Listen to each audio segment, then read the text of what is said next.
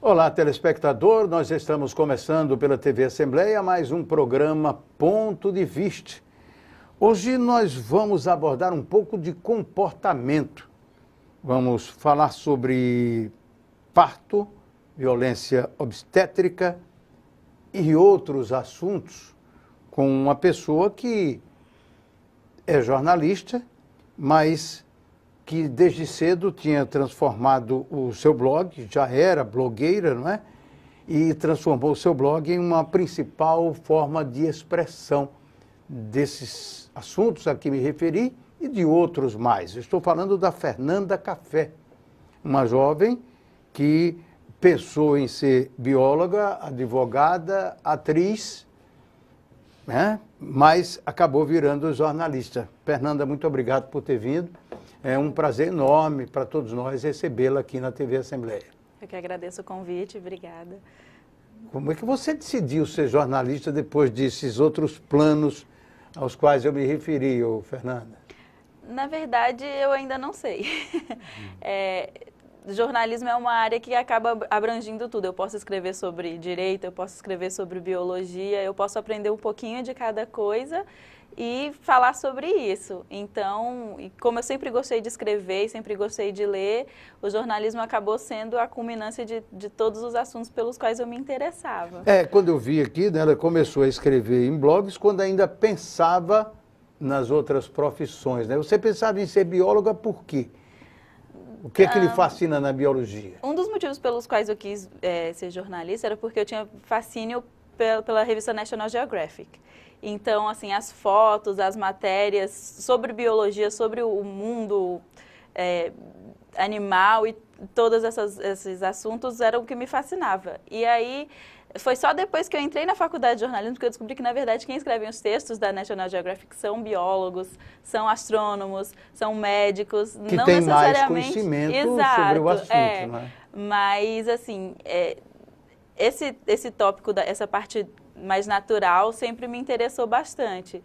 E até abordo um pouco isso no blog, na questão da maternidade, acabou indo para esse lado também.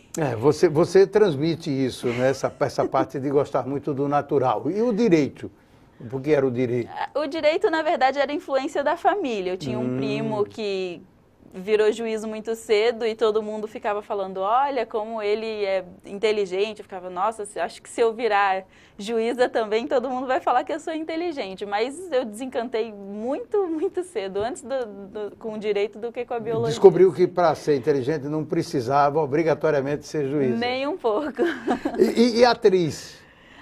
Me encanta essa ideia de representar. Você também tem jeito de que gosta de teatro? Então, quando eu era bem pequena, assim, com 10, 11 anos, eu fazia teatro na escola. E eu morei fora um ano, também morei nos Estados Unidos e fiz teatro lá também. E assim, eu gosto bastante da parte de representação, mas eu tenho muita vergonha, no fim das contas. Eu gosto de encarnar um personagem, mas eu não gosto de tudo que traz ser atriz. Assim, da parte comercial, não me atrai muito. Então, também foi outra coisa que eu desisti cedo.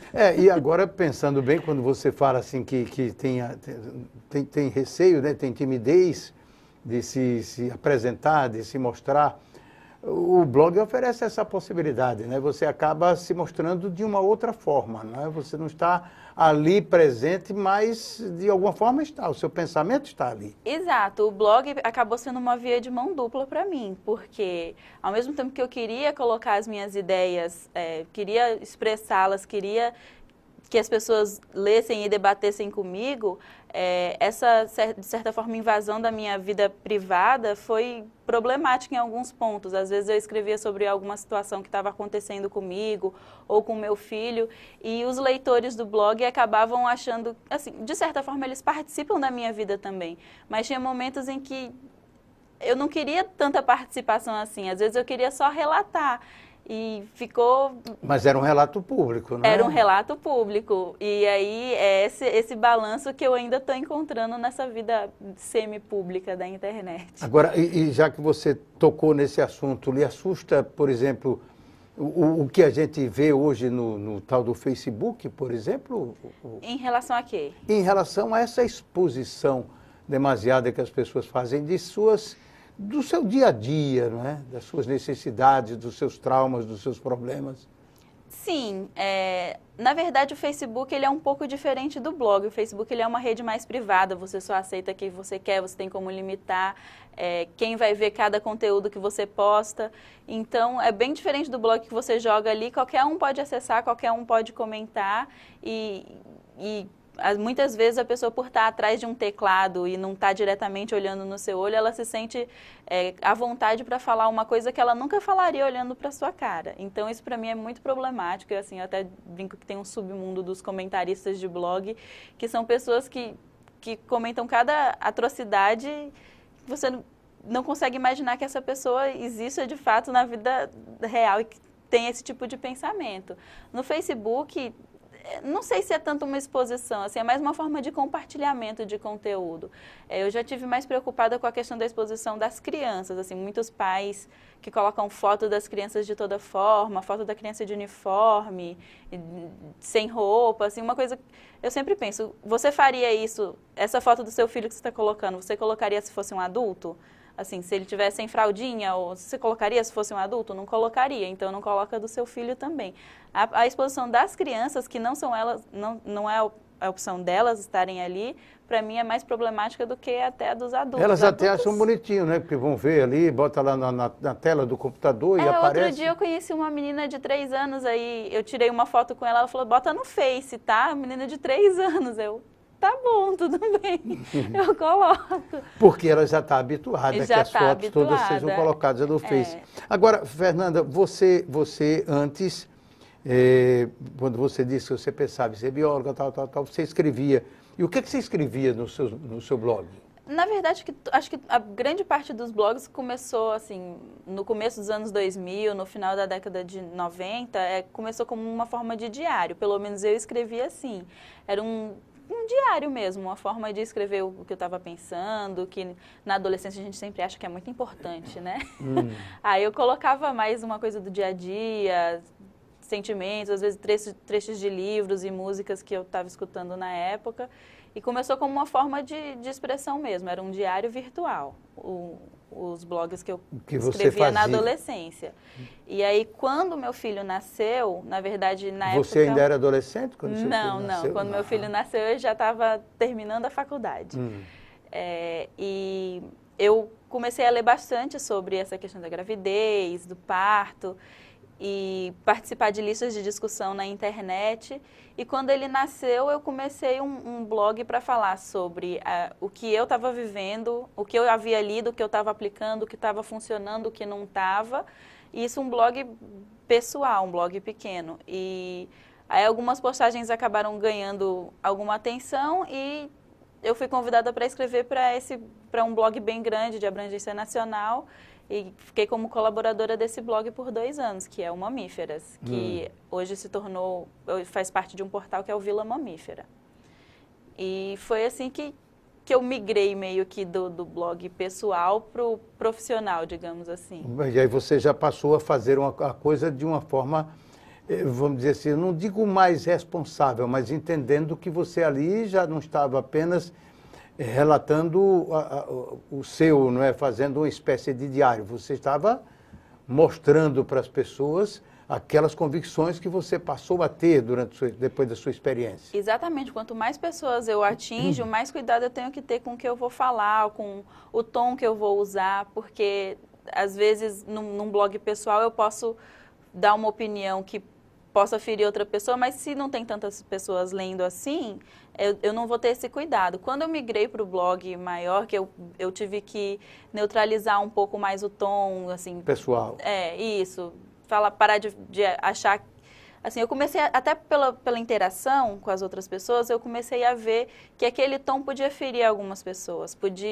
Às vezes, o que eu achava que era uma denúncia válida, não era tão válida assim, porque cada pessoa tem sua experiência, cada pessoa tem sua vivência, e aí eu fui aprendendo a dosar isso. Foi uma experiência bem interessante, até de crescimento de escrita mesmo. Você passou a ser uma leitora do que você escrevia. Exatamente. Você se colocava no lugar do leitor. Exatamente. E com o feedback imediato que o blog oferece, que são os comentários, e às vezes muitos e-mails, assim, a gente sabe que talvez aquele texto pudesse ter sido escrito de uma forma diferente, e aí a gente já tem um espaço justamente para se retratar, para mudar de opinião. E, assim, um blog que é atualizado constantemente, ele tem esse espaço para esse crescimento, para essa mudança de opinião que essa interação proporciona. De repente você conhece algum outro detalhe que tinha ali passado despercebido e aí você já refaz aquilo que você tinha colocado. Isso, mas principalmente assim, mesmo eu escrevendo sobre esses temas, eles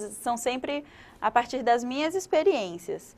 Então, mesmo que eu possa estar escrevendo algo que não seja válido para todos, ele é a forma como eu vejo e a forma como eu absorvi aquilo e a forma como eu consigo expressar aquilo para o mundo. Eu tenho o hábito de dizer para os mais novos, principalmente os que trabalham comigo no rádio, que hoje faço mais rádio e televisão, e menos o jornal, mas tenho também um blog ligado à área de esportes. Eu sempre digo, se lembre que por trás do microfone que você está falando, existem os aparelhos de rádio, existem os computadores, existem os celulares e as pessoas estão ouvindo. E você não sabe em que condições aquelas pessoas estão ouvindo aquilo que você vai dizer. Exatamente. Então, a sua responsabilidade é grande. De quem escreve também é assim, não é, Fernanda? Isso, sim. E principalmente de quem você está falando. Não só se você está falando para quem e de quem. Porque mesmo que você esteja relatando uma experiência sua, no caso do esporte, você pode estar relatando um jogo ou alguma coisa que aconteceu ali, que é o seu ponto de vista daquilo, mas o jogador tem um ponto de vista diferente e o ouvinte tem outro ponto de vista. O e leitor do jeito que eu blog, quero que ele me respeite, eu tenho que respeitar o dele. Exatamente. O leitor do blog é a mesma coisa. Talvez num blog seja um pouco diferente dessa questão da TV e do rádio, porque, como eu falei, ele tem a oportunidade de estar ali falando, não é assim. Naquele momento ele vai falar isso. Ele tem o espaço do comentário para falar naquele momento e expressar toda a sua indignação. O rádio ainda oferece um pouco esse imediatismo, né? Porque existe o rádio ao vivo, o contato com o ouvinte por telefone, uma entrevista de rua. A televisão é que é mais fechada, unilateral, né? É né? mais unilateral. E aí, nesse caso aí, é que é preciso um cuidado, eu entendo que até maior, porque depois de dito, depois de feito, você não corrige imediatamente. Ainda que você corrija depois, nem todos os que viram vão ver de novo, não é? É verdade. É bem complicado. No blog, mesmo que eu erre, me corrijam nos comentários, eu vou e faço outro post no mesmo espaço que provavelmente vai atingir a mesma audiência, porque uma coisa interessante do blog é quando você cativa leitores, assim, leitores que crescem, você vê leitores que estavam grávidos. No meu caso, assim, tinha leitores que estavam grávida, tinha o filho, aí tinha dificuldade com a amamentação, e eu acompanhava esse processo, assim, porque ela falava, estamos vivendo esse momento agora também, e era bem legal, assim, eu fiz muitos amigos a partir dos leitores, assim, amigos virtuais, mas que hoje em dia essa linha entre o virtual e o real, ela tá bem tênue, pelo menos para mim, que cresci na internet, tenho muitos amigos que eu considero amigos que eu nunca vi, e dentre esses amigos são muitos leitores. Até mais amigos do que alguns que você conhece pessoalmente. Com certeza. Ô, Fernanda, eu seria pedir muito um pouco que você falasse um pouco da sua experiência de ter se tornado mãe, ou a gente pode tratar disso aqui no programa? Não, podemos falar sim, é porque é o conteúdo do meu blog. Do blog. Então vamos fazer um pequeno intervalo e logo depois do intervalo, no segundo bloco, a gente trata sobre isso aí, tá bom? Certo. Fernanda Café, jornalista, nossa entrevistada hoje aqui no Ponto de Vista da TV Assembleia. Nós voltamos em 1 minuto.